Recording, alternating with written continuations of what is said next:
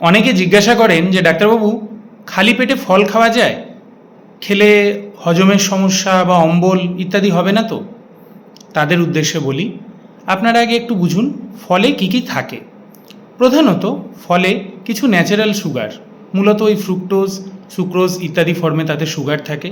কিছু complex carbohydrate বা ওই স্টার্চ থাকে, প্রচুর পরিমাণে জল থাকে, ফাইবার থাকে, খনিজ লবণ এবং মাল্টিভিটামিনস থাকে, এবং কিছু কিছু ফলে খুব অল্প পরিমাণে অ্যাসিড থাকে।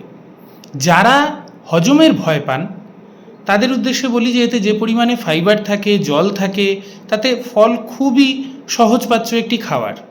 এবং অ্যাসিডের নাম শুনে যারা ভয় পাচ্ছেন তাদের উদ্দেশ্যে বলি, আমাদের স্টমাক বা পাকস্থলীতে যতটা কড়া অ্যাসিড বা গ্যাস্ট্রিক জুস থাকে তার থেকে কিন্তু ফলে উপস্থিত অ্যাসিডের অ্যাসিডিটি অনেক কম।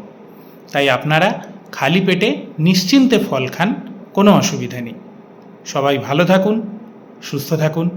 ধন্যবাদ।